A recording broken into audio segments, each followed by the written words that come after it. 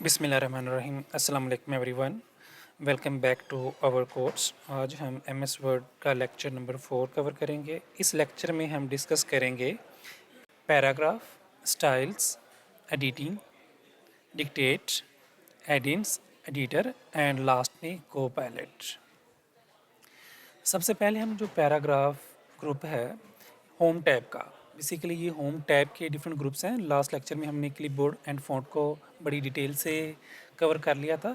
आज हम पैराग्राफ और बाकी ये जितने भी इसके टैब्स, होम टैब्स के जितने भी ग्रुप्स पेंडिंग हैं, इसको इस लेक्चर में कवर करेंगे। तो सबसे पहले हम पैराग्राफ ग्रुप को यहाँ पे प्रैक्टिकली इसको करेंगे। सो इसके लिए हमें कुछ टेक्स्ट रिक्वायर्ड है पैराग्राफ फॉर्मेटिंग अप्लाईमेंट करने के लिए। बेसिकली आपको पहले पता होना चाहिए कि पैराग्राफ किस पर्पस के लिए यूज़ होता है। ये बेसिक फॉर्मेटिंग के लिए यूज़ होता है। सबसे पहले हम यहाँ पे टेक्स्ट ऐड करने के लिए यहाँ पे मैं एक रैंडम टेक्स्ट के लिए यहाँ पे एक तरह का फार्मूला कह लें इसको, इज इक्वल का साइन RAND रैंड, और यहाँ पे मैं इसके अंदर कुछ नंबर्स ऐड कर देता हूँ। इट्स मीन्स कि इतने लाइंस और कॉलम्स और इतने पैराग्राफ इसमें ऐड कर दें। तो इसने मल्टीपल यहाँ पे डिफरेंट पेजेस के ऊपर आपने देखा कि यहाँ पे डमी डाटा दे दिया। तो मैं कंट्रोल होम प्रेस करके टॉप पे आ जाता हूँ। तो सबसे पहले हमारे पास ये इस तरह के टेक्स्ट, डमी टेक्स्ट आ गया। टाइम सेव के लिए यहाँ पे देखें इसने 21 पेजेस के ऊपर डमी टेक्स्ट दे दिया। तो इसके ऊपर हम पैराग्राफ की मुकम्मल सेटिंग्स जितनी भी ये टूल्स हैं इसके ऊपर यूज़ करेंगे। देखें टेक्स्ट तो आप राइट कर लेंगे, आप टाइप करते जाएंगे, ये सिंपल टेक्स्ट आपने राइट कर लिया, लेकिन अब पैराग्राफ में इसकी पूरी कंप्लीट सेटिंग्स होगी। वो कैसे होंगी? स्टार्ट्स करते हैं फर्स्ट ऑप्शन से, बुलेट्स। अगर आप यहाँ पे बुलेट्स ऐड करना चाहते हैं, मैं चाहता हूँ कि यहाँ पे एक मैं नंबर्स ऐड करता हूँ, कुछ नेम्स ऐड करता हूँ, किसी पर्सन के, स्टूडेंट्स के, अली, हेमत, आसिफ एंड नदीम। यहाँ पे मैंने 4 नेम ऐड कर दिए। मैं चाहता हूँ इसके साथ बुलेट्स ऐड हो जाएं। तो यहाँ पे मैं इसको सेलेक्ट करता हूँ। सेलेक्ट करने के बाद फर्स्ट बुलेट्स लाइब्रेरी में जाता हूँ। यहाँ पे देखें जो भी बुलेट्स, यहाँ पे देखें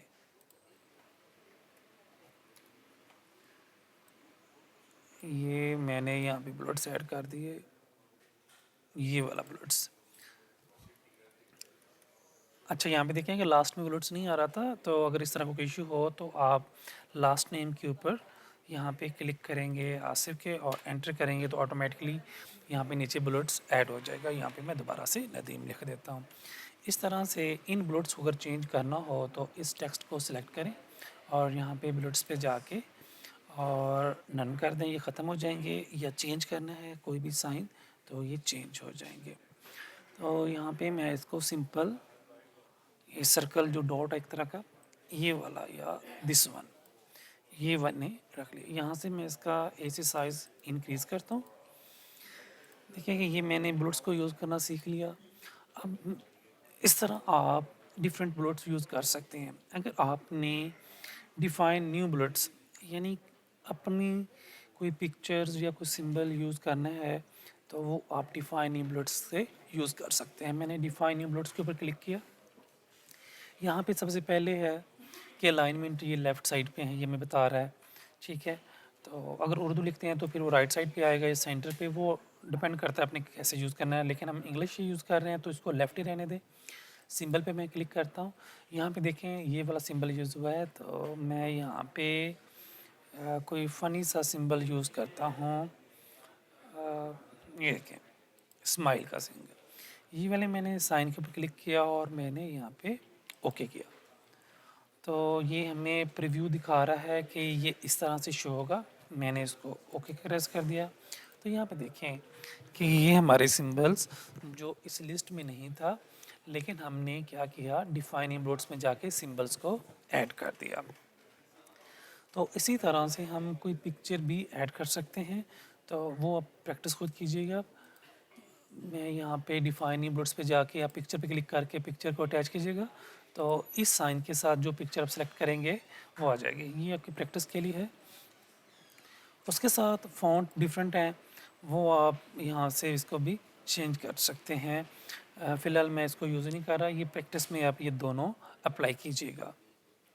उसके अलावा फ़ॉन्ट का कलर भी यहाँ से चेंज कर सकते हैं, जो आप एज ए बुलेट्स यूज़ करना चाहते हैं, उसका साइज़ भी, और ये सारे ऑप्शंस आपको यहाँ पे आपको प्रीव्यू भी दिखाएगा जो जो आप यूज़ करेंगे। इससे कुछ एडवांस फीचर भी हैं, स्पेस कितनी देनी है, स्केल, यानी इसकी जो आप फॉर्मेटिंग है, अलाइनमेंट है, वो यहाँ से आप सेट कर सकते हैं। बल्कि इसको बाय डिफ़ॉल्ट ऐसे ही रहने दें। अगर आप करना चाहते हैं लर्निंग पर्पज़ के लिए तो उसको ज़रूर करें, और यहाँ से इसको मैं ओके कर देता हूँ। यहाँ पे हमने देख लिया कि हम बुलेट्स कैसे यूज़ करते हैं, और अगर ख़त्म करना हो तो आप इसी को सेलेक्ट करें और यहाँ पे जाके नन कर दें तो ये ख़त्म हो जाएंगे। बुलेट्स के बाद यहाँ पे दूसरा ऑप्शन है कि अगर आपने नंबरिंग लाइब्रेरी को यूज़ करना है, डिफरेंट नंबर्स यूज़ करने हैं, तो वो कैसे कर सकते हैं। सिंपल मैं इसी टेक्स्ट के नीचे कुछ और नंबर्स की एक लिस्ट ऐड करना चाहता हूँ। मैं यहाँ पे करना चाहता हूँ, को ग्रेड देना चाहता हूँ, ग्रेड ए। ठीक है, मैंने ग्रेड ए को सिलेक्ट किया और यहाँ पे इसको मैंने नंबर्स दे दिया 1। देखिए अब मैंने नंबर 2 ऐड करना है, तो क्या क्या बार बार मुझे इस पे जाके क्लिक करना पड़ेगा 2 नंबर? नहीं, सिंपल आप क्या करें कि यहाँ पे एंटर बटन प्रेस करें, नीचे ऑटोमेटिकली यहाँ पे आ जाएगा ग्रेड बी। फिर मैंने एंटर किया, यहाँ पे आ जाएगा ग्रेड सी। ये जो grade A B and C लिखा है जस्ट लर्निंग पर्पस के लिए लिखा है। आप यहाँ पे जो रिक्वायरमेंट डॉक्यूमेंट्स हो के मुताबिक आपने इसको अपने जो भी रिक्वायरमेंट होगी वो टेक्स्ट ऐड करना है। यहाँ पे मेरा पर्पस बेसिकली ये है कि आप नंबर्स कैसे ऐड कर सकते हैं। अब नंबर इन तीनों को मैं सेलेक्ट करता हूँ। यहाँ पे मैंने this one alignment left side वाला यूज़ किया। अगर आप इसके ऊपर क्लिक करते हैं तो अलाइनमेंट लेफ्ट वाला ये वाला स्टाइल अप्लाई हो जाएगा, ये नंबर्स अप्लाई हो जाएंगे, ए बी सी अप्लाई हो जाएगा, स्मॉल में जो ए बी सी की है नंबरिंग वो हो जाएगी, और this one and this one. तो जो डॉक्यूमेंट्स के ऊपर इम्प्लीमेंट है फर्स्ट, वो यहाँ पे बता रहा है कि वो ये वाला है, तो मैंने यहाँ पे इसको यही रहने दिया है। यहाँ पे देखें कि हमने नंबर्स को ऐड करना भी सीख लिया है। एक और चीज़ ऐसा होता है कि ग्रेड ए जो हमने हमारी पहली नंबर 1 हेडिंग्स है, इसके अंदर 2 सब मेन्यू को भी हमने ऐड करना है। वो कैसे करना है, स्टार्ट करते हैं। मैं यहाँ पे ए के ऊपर क्लिक करके एंटर करता हूँ, तो ये नीचे देखें कि इसको इसने 2 कर दिया है। लेकिन अगर आप टैब का बटन प्रेस करेंगे, लेफ़्ट साइड पे कीबोर्ड पे टैब का बटन है, आप उसको प्रेस करते हैं तो यहाँ पे देखिए इसका एक ऑप्शन बन गया है ए। ये तो यहाँ पे मैं ग्रेड ए दे देता हूँ अली को, और फिर मैं एंटर करता हूँ। यहाँ पे खुद ब खुद बी बन गया, ग्रेड बी मैं देता हूँ नदीम को। ठीक है, यहाँ पे आप कोई भी रैंडम ले सकते हैं। फिर मैं एंटर करता हूँ तो ये सी बना देगा, ग्रेड सी मैं दे देता हूँ आसिफ को। यहाँ देखिए कि नॉर्मली हम ए डॉट इस तरह से खुद से लिखते हैं स्पेस दे के, ऐसा नहीं करना, बल्कि आपने कौन सा बटन प्रेस करना है, टैब का बटन प्रेस करना है। इसी तरह अगर आप बी की सब कैटेगरी उसका सब मेन्यू बनाना चाहते हैं तो बी के ऊपर क्लिक करके आप एंटर का बटन प्रेस करेंगे। एंटर का बटन प्रेस करने के बाद आपने टैब का बटन प्रेस करना है कीबोर्ड के ऊपर लेफ़्ट साइड पे। आपका बॉटम से ऊपर की तरफ जाएं तो 4th नंबर पे टैब लिखा होगा, आपने वो प्रेस किया तो इसके सब मेन्यू ऐड हो जाएंगे। तो यहाँ पे मैं ग्रेड बी मैं कर देता हूँ अली, कोई भी नाम ले सकता हूँ राना का, और बी में कर देता हूँ ग्रेड बी। सी में कर देता हूँ वाहिद का। आप कुछ भी कर सकते हैं यहाँ पे, जस्ट मैंने, और अगर सेम इसी तरह यहाँ पे भी इसका कर सकते हैं। इस तरह आपने यहाँ पे देखा कि आप सब कैटेगरी भी इसकी बना सकते हैं। अच्छा, इसके बाद हम ऑप्शंस इसके बाद आते हैं। ये वाला जो मैंने आपको सिखा दिया है, ये बिल्कुल इसी तरह आप टैब को यूज़ करते हुए इसकी सब कैटेगरी बना सकते हैं। अब इसका नेक्स्ट ऑप्शन है इसकी अलाइनमेंट। ये अभी जो सिलेक्टेड डाटा है, जो भी आपने इम्प्लीमेंट करना हो टूल को, सबसे पहले टेक्स्ट को सिलेक्ट करते हैं। मैंने टेक्स्ट को सिलेक्ट किया। सिलेक्ट करने के बाद यहाँ पे देखें कि बाय डिफ़ॉल्ट ये लाइन लेफ़्ट साइड पे है। अगर यहाँ पे मैं इसको सेंटर लाइन करता हूँ तो ये टेक्स्ट मूव होके सेंटर में आ जाएगा। अगर मैं राइट लाइन पे क्लिक करता हूँ तो ये मूव होके राइट पे आ जाएगा। अगर मैं क्लिक करता हूँ जस्टिफाई के ऊपर तो ये क्लिक होके जस्टिफाई के ऊपर आ जाएगा। ठीक है, तो जस्टिफाई के भी ऑप्शन है, जस्टिफाई लो, ठीक है, justify medium and justify high. तो इतना ख़ास फ़र्क नहीं पड़ा, लेकिन ये ऑप्शंस के बारे में आपको पता होना चाहिए। तो जस्ट मैंने इसको जस्टिफाई ही रहने दिया। इस तरह से आपने अलाइनमेंट भी सीख ली है। उसके बाद यहाँ पे देखें कि यहाँ पे ये left to right text direction में ये लेफ़्ट साइड पे है। अगर मैं यहाँ पे इसको क्लिक करता हूँ, यहाँ पे देखें ये राइट पे आ जाएगा, ये लेफ़्ट पे आ जाएगा। ठीक है, यहाँ से भी आप इसको कर सकते हैं। उसके अलावा अगर मैं इतने पैराग्राफ का बैकग्राउंड का कलर चेंज करना चाहता हूँ तो यहाँ पे बकेट का साइन है, शेड, यहाँ पे मैं इसको सेलेक्ट करके इसको मैं इसका शेड देखें ये इस तरह से चेंज कर सकता हूँ। अगर आपने इस टेक्स्ट का शेड, इसका बैकग्राउंड चेंज करना तो कर सकते हैं। उसके अलावा यहाँ पे अगर आपने बॉर्डर ऐड करना हो, इतने टेक्स्ट का बॉर्डर, तो यहाँ पे देखें कि मैंने यहाँ पे सिलेक्ट किया। यहाँ पे अगर एक लाइन ऐड करनी हो तो यहाँ पे सिंगल लाइन है। टॉप पर लाइन ऐड करनी हो, लेफ़्ट साइड पे करनी हो या राइट साइड पे करनी हो तो ये राइट साइड पे आ रही है। अगर आपने नहीं करनी तो इस पर क्लिक कर दें। ख़त्म करनी हो लाइंस तो नो बॉर्डर कर दें। ऑल बॉर्डर कर देंगे तो ये सब के ऊपर आ जाएगा। आउटसाइड बॉर्डर करेंगे तो ये आउटसाइड बॉर्डर बना के दे देगा। इस तरह से आप अपने टेक्स्ट को अपनी रिक्वायरमेंट के मुताबिक चेंज कर सकते हैं। पैराग्राफ के हमने ये सारे ऑप्शंस नंबर 1 देखें, आप लोगों ने भी इसके ऊपर प्रैक्टिस करनी है।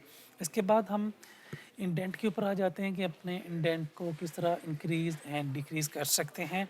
मैं इस फर्स्ट वाले इसी टेक्स्ट को सिलेक्ट करता हूँ। सिलेक्ट करने के बाद यहाँ पे देखें ये लेफ़्ट साइड पे है, फुल लेफ़्ट साइड पे आ गया।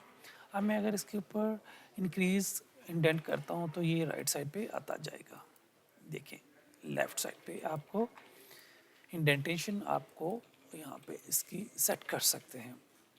उसके अलावा इसी पैराग्राफ का अगर हमने स्पेस, लाइंस की स्पेस ज़्यादा करनी है तो यहाँ पे देखें 1.0 स्पेस, देखा है आपने difference 1.15 and 1.5, 2.0 according to your needs requirement आप इसका size and space, line space का जो ऑप्शंस यूज़ करते हुए कर सकते हैं। इसके अलावा add space before and remove after paragraph ये भी आप कर सकते हैं। ये आप रैंडम टेक्स्ट लेके उसके ऊपर ये प्रैक्टिस कीजिएगा ताकि आपके मज़ीद कॉन्सेप्ट जो है पैराग्राफ के रिलेटेड वो क्लियर हों।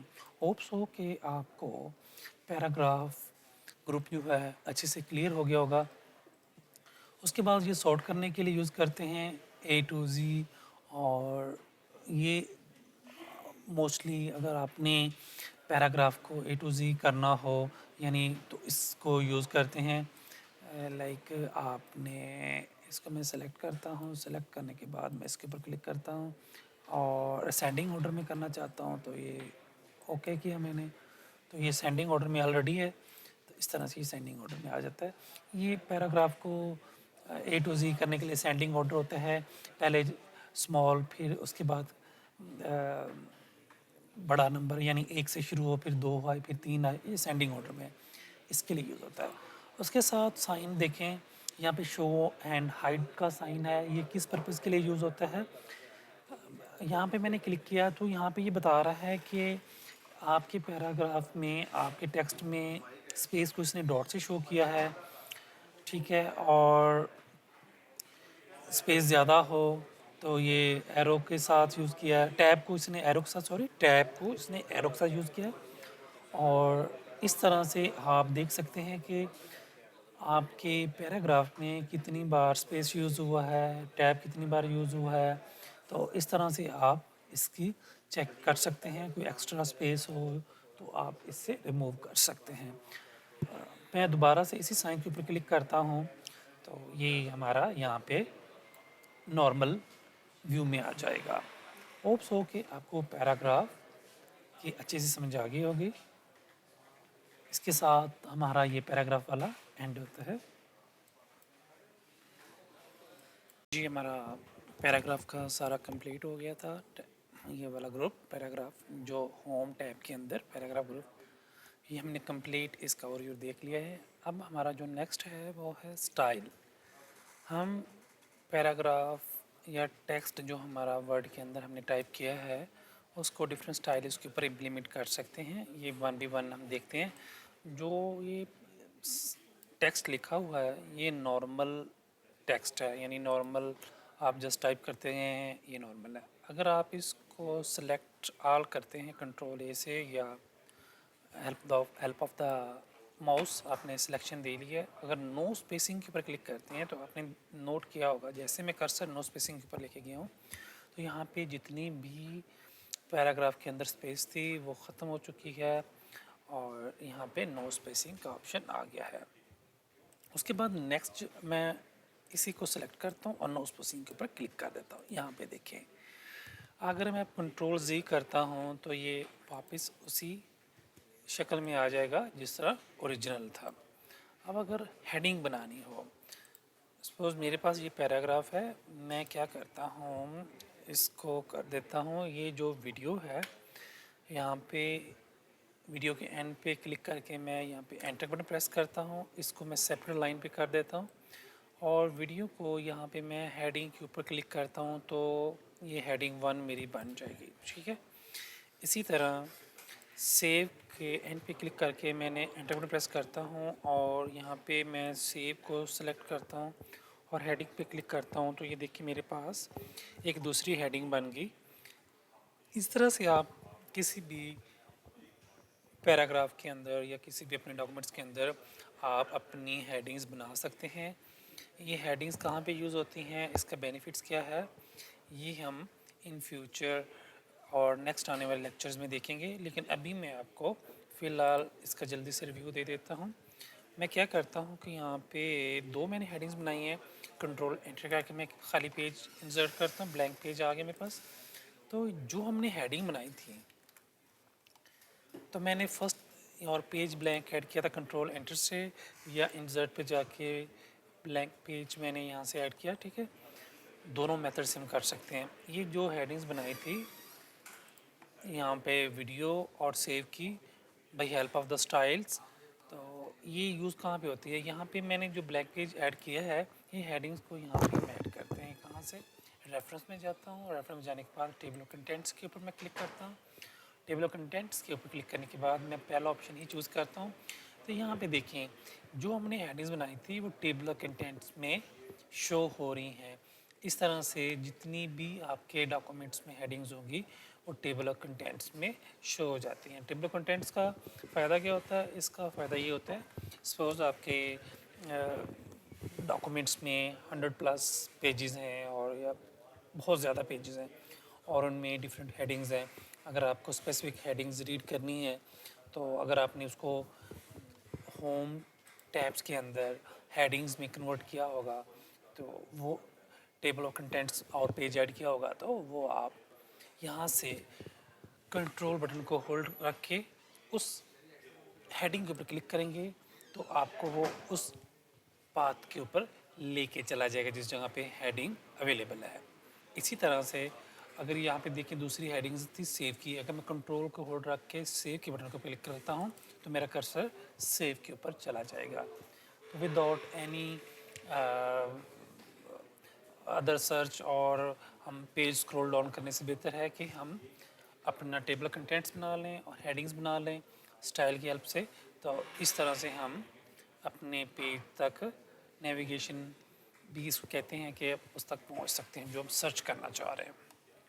ये हेडिंग था अब इसके आगे ऑप्शन देखें तो हेडिंग 2 है, सब हेडिंग अगर हम करना चाहते हैं या टाइटल या सब टाइटल, तो यहाँ पे डिफरेंट आप अपने टेक्स्ट के अंदर चीज़ें ऐड कर सकते हैं। अगर आपने इसकी फॉर्मेटिंग क्लियर करनी है तो यहाँ पे आप सेलेक्ट करें, सेलेक्ट करने के बाद यहाँ से क्लियर फॉर्मेटिंग कर देंगे तो जो आपने हेडिंग्स बनाई होगी वो क्लियर हो जाएगी, वो अब ख़त्म हो जाएगी। ये था स्टाइल्स का।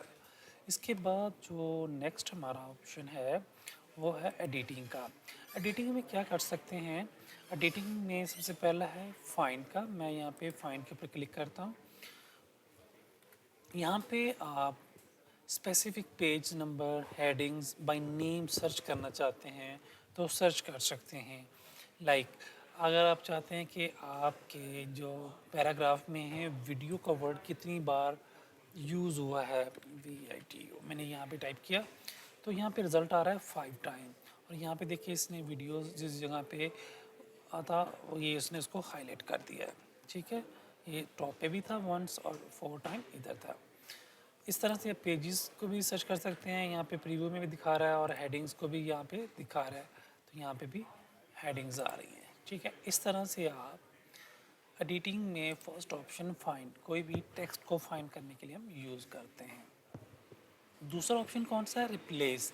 मैंने रिप्लेस के ऊपर क्लिक किया, यहाँ से नेविगेशन को मैं ऑफ करता हूँ। अब ये बता रहा है कि आपने फाइंड क्या करना है और अगर फाइंड जो किया है वर्ड उसको अगर रिप्लेस करना है तो कैसे कर सकते हैं। लाइक मैं यहाँ पे इसको अभी कैंसिल करता हूँ, यहाँ पे मैं कर देता हूँ पाकिस्तान का वर्ड ऐड करता हूँ, पाकिस्तान। ठीक है, ये पाकिस्तान का एक वर्ड मैंने ऐड किया डिफरेंट प्लेसेस पे, यहाँ पे भी और यहाँ पे भी मैंने 3-4 वर्ड्स पाकिस्तान के ऐड कर दिए। अब मैं क्या करता हूँ, होम टैब के एडिटिंग वाले ऑप्शन रिप्लेस के ऊपर जाता हूँ, यहाँ पे मैं लिखता हूँ पाकिस्तान। लेकिन अब मैं पाकिस्तान की जगह पे लेटर ऐड करना चाहता हूँ PK। मैं ये चाहता हूँ कि पूरे पैराग्राफ में जिधर जिधर पाकिस्तान लिखा है वहाँ पे रिप्लेस ऑल कर देता हूँ, तो वहाँ पे पाकिस्तान की जगह पे PK लिखा हुआ नज़र आएगा। तो यहाँ पे देखें, आपने देखा कि जिस जगह पे भी पाकिस्तान लिखा हुआ था वहाँ पे क्या नज़र आ गया, PK। इस तरह से जितनी जगहों पे, 3 जगहों पे हमने लिखा था पाकिस्तान, या कोई भी वर्ड अगर आप रिप्लेस करना चाहते हैं फाइंड करके तो ये आप एडिटिंग से इजीली कर सकते हैं। उसके बाद है सिलेक्ट का ऑप्शन। सिलेक्ट ऑल करते हैं तो आपका सारा टेक्स्ट जितने भी पेजेस हैं वो सेलेक्ट हो जाएंगे। ये Ctrl+A को प्रेस करने से भी हो जाता है और यहाँ पे एडिटिंग के ऑप्शन में सिलेक्ट ऑल से भी कर सकते हैं। सिलेक्ट ऑब्जेक्ट ये होता है कि अगर आपके कह लें कि डिफरेंट पिक्चर्स इसमें ऑब्जेक्ट्स ऐड हैं, मैं यहाँ पे कोई पिक्चर्स ऐड कर लेता हूँ, सिंबल्स ऐड करता हूँ। एक मैंने ये वाला शेप ऐड की है, ठीक है, और इंसर्ट में और कोई शेप ऐड कर लेता हूँ। ठीक है, डिफरेंट मैंने शेप्स ऐड किए हैं। अब देखें 2 से 3 शेप या डिफरेंट शेप्स अपने ऐड किए हैं, कोई भी ऑब्जेक्ट पिक्चर्स ऐड किए हैं, तो आप क्या करते हैं, होम टैब के अंदर एडिटिंग में आपके पास सेलेक्ट के अंदर सेलेक्ट ऑब्जेक्ट का ऑप्शन है। आपने इसको सेलेक्ट किया, कंट्रोल को होल्ड रखा, इसको सेलेक्ट किया, कंट्रोल के बटन को होल्ड रख के आप इस तरह से डिफरेंट को सिलेक्ट कर सकते हैं। इसका फ़ायदा क्या होता है, आप राइट क्लिक करें, कट करें तो ये तमाम के तमाम जितने भी कंट्रोल को होल्ड रख के आपने सिलेक्शन की होगी ऑब्जेक्ट को, ये हो जाएंगे, सिलेक्ट हो जाएंगे। अच्छा, ये था एडिटिंग, फाइंड, प्लेस। और इसके बाद हमारा जो नेक्स्ट ऑप्शन है वो डिक्टेट का है। ये किस लिए यूज़ होता है, ये होता है कि अगर हम अपनी वॉइस, अगर हम कोई वर्ड बोलें इन इंग्लिश लैंग्वेज या अदर लैंग्वेज, फ़िलहाल अभी इंग्लिश लैंग्वेज में ही हम कोई स्पीक बोलते हैं, कुछ वर्ड्स बोलते हैं सेंटेंस, तो इसकी हेल्प से वो यहाँ पे राइटिंग करता जाएगा। लाइक मैंने यहाँ पे क्लिक किया, क्लिक करने के बाद मैं यहाँ पे डिक्टेट पे आता हूँ। डिक्टेट पे क्लिक करने के बाद यहाँ पे माइक के ऊपर मैंने क्लिक किया है, तो यहाँ पे मैं क्लिक करता, जो जो मैं बोल रहा हूँ ये देखिए कुछ आपको यहाँ से ऑटोमेटिकली लिखा हुआ मिल रहा है। फ़िलहाल मैं कहता हूँ हेलो हाउ आर यू, ये देखें, दोबारा से इसको मैं करके स्टॉप कर देता हूँ। मैंने बोला हेलो हाउ आर यू, मैं इसको जूम करके आपको दिखा देता हूँ। साइज़ बड़ा मैंने किया, जो मैंने यहाँ पे माइक के बटन के ऊपर क्लिक किया तो जो मैंने वर्ड बोले हैं इसने वो टाइप कर दिए। मैं दोबारा से आपको ये दोबारा से करवाता हूँ। यहाँ पे एक नई लाइन में ऐड करता हूँ, ठीक है। आपने क्या करना है, डिक्टेट पे क्लिक करना है। डिक्टेट पे क्लिक करने का इसके ऊपर क्लिक करना है माइक के बटन के ऊपर, तो और यहाँ पे देखें जो आप बोलेंगे वो यहाँ पे लिखा जाएगा। मैं बोलता हूँ अस्सलाम वालेकुम एवरीवन। ये इंग्लिश के वर्ड्स को ज़्यादा यूज़ करेगा।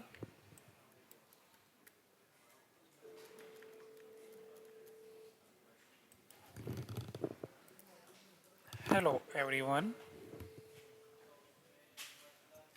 ये देखिए इसने एवरीवन लिख दिया, लेकिन हेलो का वर्ड्स इसने नहीं किया। इसको आप थोड़ा सा टाइम दीजिएगा और ये आप प्रैक्टिस करेंगे तो आपके पास शोर भी नहीं होना चाहिए। इसको अभी मैं स्टॉप करता हूँ। आपके पास शोर भी नहीं होना चाहिए और आप बिल्कुल रिलैक्स होके जो लेटर्स वर्ड्स आप बोलेंगे ये टाइप करता जाएगा।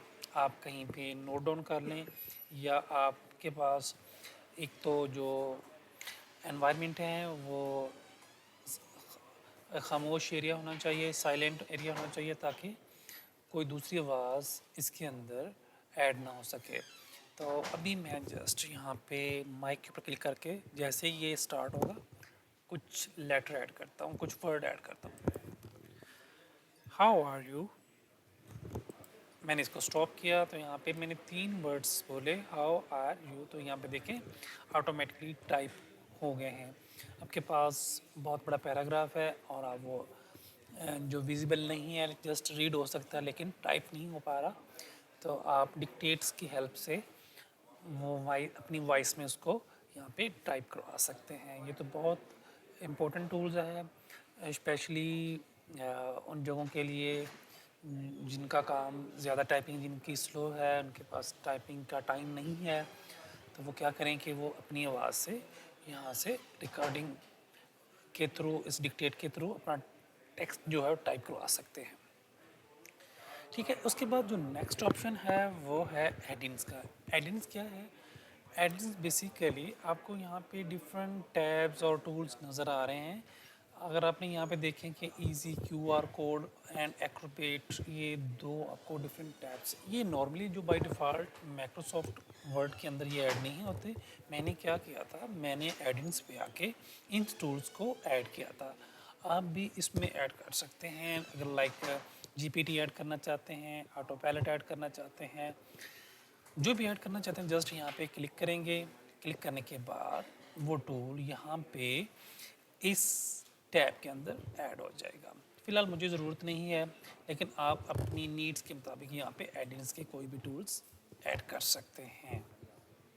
उसके बाद हमारा नेक्स्ट ऑप्शन रह गया, आ गया एडिटर। एडिटर क्या करता है, बेसिकली ये हमारा पर्सनल टीचर भी कह सकते हैं। ये हमारे स्पेलिंग्स, ग्रामर, इनको ये चेक करता है। देखें कि यहाँ पे ये बता रहा है कि ग्रामर के, स्पेलिंग के ये सारे आपके करेक्ट हैं और आपको 90% 7% स्कोर है। तो इसको अगर मैं यहाँ पे कोई स्पेलिंग मिस्टेक करता हूँ तो ये बता रहा है कि आपका एक 1 स्पेलिंग जो है ये रॉन्ग है, तो उसने ये कह रहा है कि आप इसको करेक्ट कर लें। तो मैंने इसको करेक्ट कर लिया। ठीक है, ग्रामर का कह रहा है कि आपके ये यहाँ पे एक्स्ट्रा स्पेस है, तो आप इसको करेक्ट कर लें, तो मैंने इसको करेक्ट कर लिया। और लाइक यू का मैंने क्वेश्चन मार्क आना चाहिए लास्ट में, तो ये देखें कि मैंने इस एडिटर की हेल्प से अपना सारा जितना भी डॉक्यूमेंट्स है रिव्यू करवा लिया। एक तरह का टीचर है ये, इस तरह से आपकी ग्रामर की मिस्टेक्स ख़त्म हो जाएंगी। जब आप कोई असाइनमेंट बना रहे हैं या कोई आर्टिकल लिख रहे हैं, अगर आपने रिव्यू करना है, कोई मिस्टेक्स तो नहीं है आपके डॉक्यूमेंट्स में, तो आप इजीली वर्ड को अपना डॉक्यूमेंट्स रिव्यू करवा सकते हैं by help of the editors. And the end very very important, को पैलेट रह गया है। ये चैट जीपीटी की तरह काम करता है, एआई का एक टूल है माइक्रोसॉफ्ट का अपना। ये कैसे काम करता है, ये देखिए मैं यहाँ पे पहले एक ब्लैंक पेज ऐड करता हूँ। मैंने यहाँ पे कंट्रोल एंटर करके ब्लैंक पेज ऐड किया और यहाँ पे मैं इसको क्लोज़ करता हूँ, को-पायलट के ऊपर क्लिक करता हूँ। देखिए कि यहाँ पे मैं जो भी टॉपिक लिखूँगा वो ऑटोमेटिकली यहाँ पे टाइप हो जाएगा। लाइक मुझे नीड्स है, मैं चाहता हूँ कि दुनिया के जितने भी इस्लामी मुल्क हैं उनकी मुझे लिस्ट चाहिए, तो मैं कहता हूँ kindly make a list of Muslims country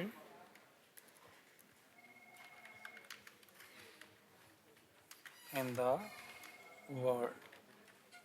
और यहाँ से मैंने इसको ओके किया तो ये देखें कि ये ऑटोमेटिकली यहाँ पे जो डाटा है वो लिख रहा है list of majority countries by region Muslim country. ये देखिए इसमें हमें कहीं नेट से भी डाटा कॉपी करने की भी नीड्स नहीं है। आपका इंटरनेट कनेक्ट होना चाहिए आपके सिस्टम के साथ और माइक्रोसॉफ्ट 365 इंस्टॉल होना चाहिए, तो आप इजीली को पैलेट्स को यूज़ करके बड़ी हेडिंग के साथ और बिल्कुल क्लियर, देखें आपको कितना आपका काम इजी हो गया। ये देखें कि आप जस्ट कमांड्स देते जाएंगे और आपका डॉक्यूमेंट्स तैयार होता जाएगा। इस तरह से आप असाइनमेंट्स डॉक्यूमेंटेशंस बहुत अच्छे से तैयार कर सकते हैं। होप सो कि आपको ये लेक्चर पसंद आया होगा। तो नेक्स्ट लेक्चर में फिर मिलते हैं, बस तब तक अल्लाह हाफिज़।